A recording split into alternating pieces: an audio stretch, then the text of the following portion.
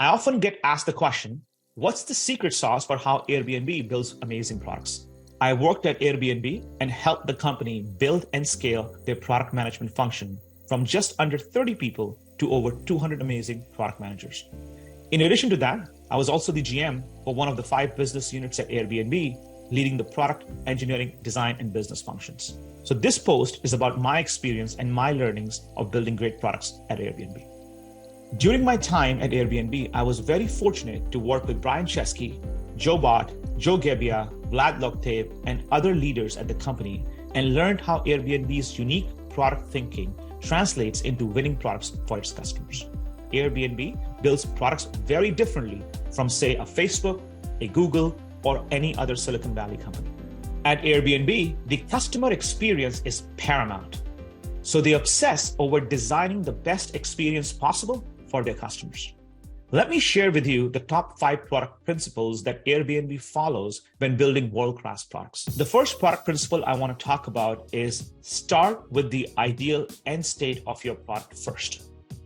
When building products at Airbnb, the team focuses on working backwards from the ideal end state experience for the customer of their product. Typically, at the start of the product development process, PMs and designers will obsess over figuring out the details of an ideal customer experience, an experience that is without any constraints.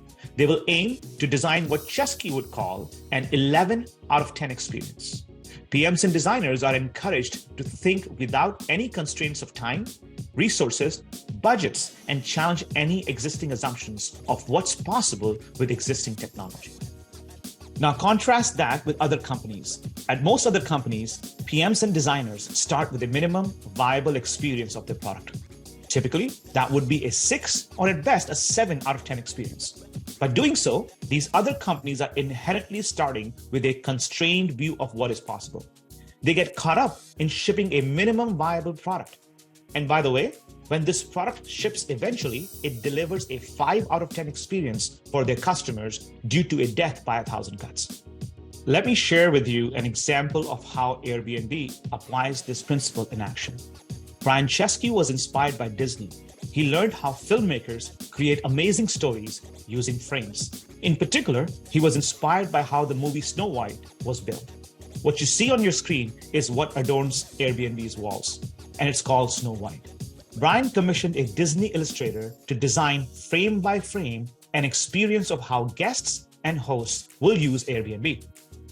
As you can tell from the images shown here, there are frames that describe each and every experience, the emotions, and the set of actions that hosts and guests will take when they experience the Airbnb product. For a guest, an example frame would be the opening of the door to a house and feeling at home in a stranger's home. For a host, a frame would be the anxiety they feel when they list their home for the first time on Airbnb. Each frame represents the feelings, the emotions, and the set of actions that customers take. Mind you, these frames aren't the product. These frames are a technique that forces you to think about the product holistically versus shipping an MVP. As you all know, Airbnb's product isn't the app, but rather the memories you build when you stay at someone's home. It's really important for PMs and designers to bridge the experience from the app, which is very much about the transaction of booking the home, to the physical experience inside the home, which is all about the feelings and emotions guests experience when they stay in a stranger's home. For each frame shown in Snow White, there are multiple teams working to ship multiple features. However, they are all united in their outcome to deliver the ideal experience for their customers. The second product principle to talk about is do things that don't scale at first. At Airbnb, PMs and designers are encouraged to experiment with ideas that they don't yet know how to scale. In many other companies, PMs and designers jump straight to solutions that they already know how to scale. In fact, in many companies, they talk about your product being at planet scale from day one.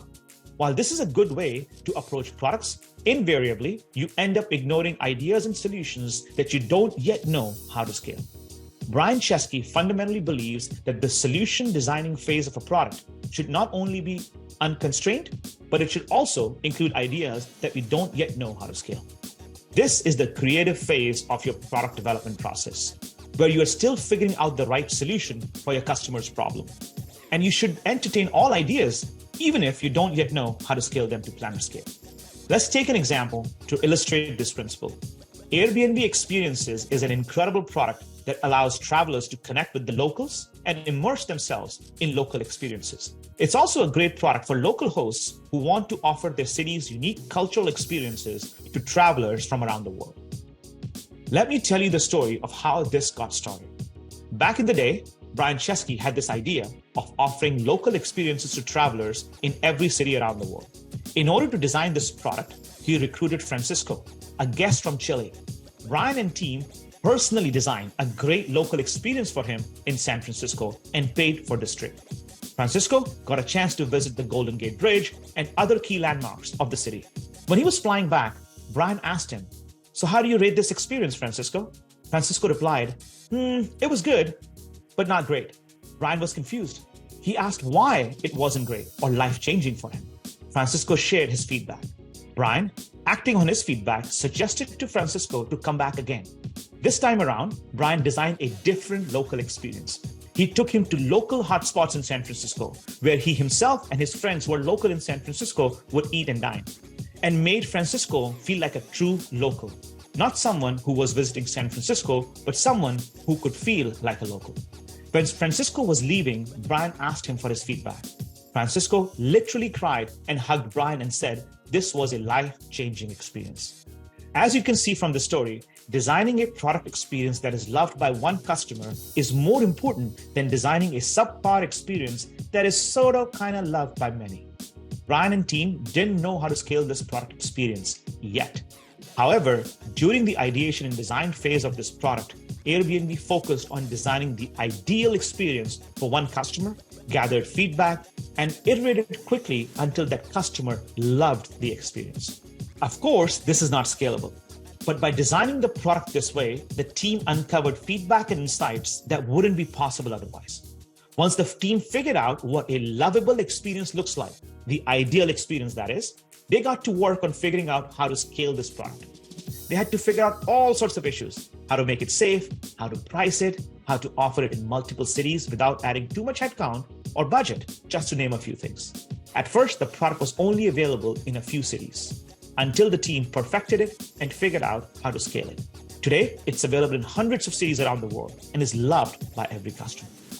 Let me share another example of this principle. Back in the day, Brian and Joe had an idea. They learned that customers weren't booking many homes because they didn't know how these homes looked like in advance. Brian and Joe had an insight to add photos of every home on their website. But how did they go about solving this? Well, they started again with a solution that they didn't know how to scale at first. They emailed every host in New York City and offered them a free Airbnb photography service. When hosts signed up for the free service, Brian and Joe would show up at their home with a camera. There was no technology designed for it. They managed appointments out of Excel spreadsheets and email and did everything manually. They were able to do 5 homes a day between the two of them. By putting up these photos on Airbnb website, the company saw a significant increase in guest bookings. That is when they knew that they were onto something big here. Next up, they got to work on how to scale this photography service to millions of hosts around the world. It was during this phase that Airbnb invested in the necessary technology that allowed them to scale this handcrafted, bespoke experience worldwide. Let's talk about the third product principle. Metrics chase strategy, not the other way around.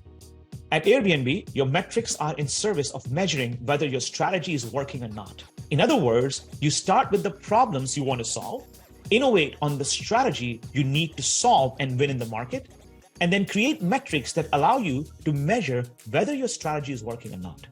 At many other companies, this approach isn't followed.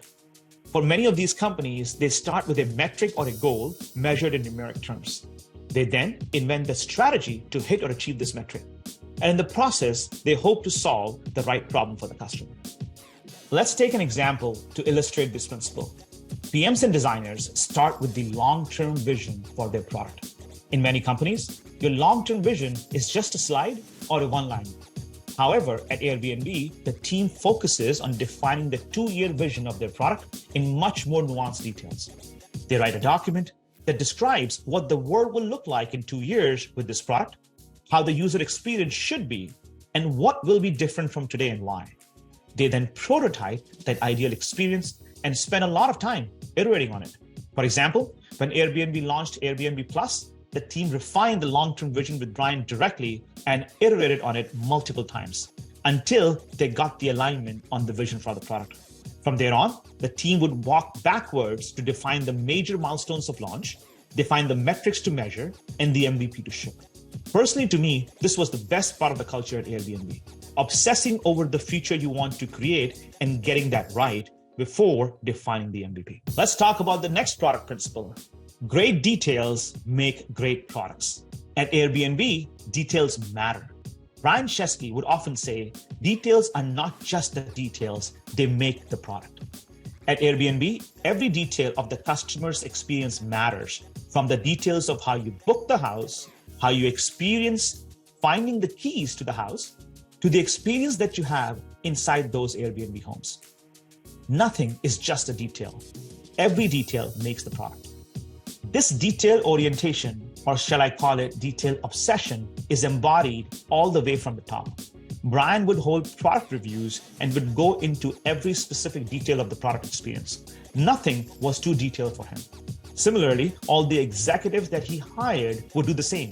They wouldn't just review the high level, but would obsess over the specific details that make the customer's experience. This culture is one of the defining cultures of Airbnb. It has helped the company recover from the pandemic and has helped them continue to build world-class products that customers love.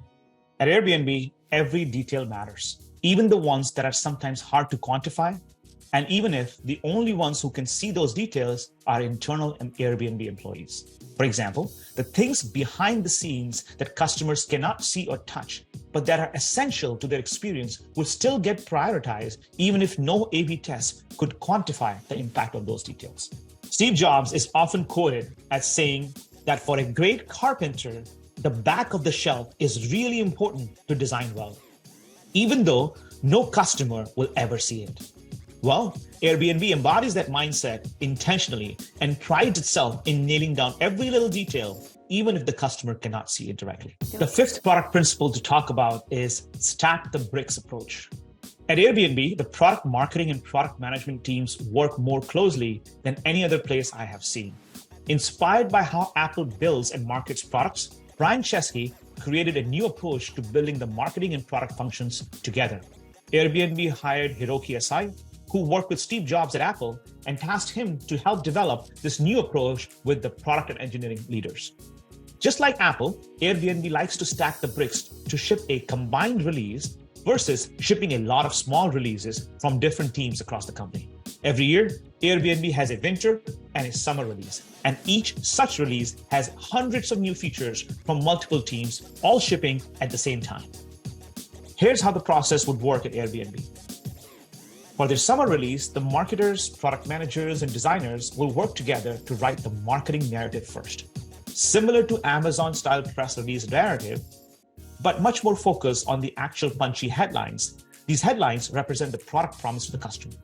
Here's an example of such a press release written way up front before the actual product building starts. As you can tell, it uses the language that the customers would speak and highlights the benefits that accrue to the end customer.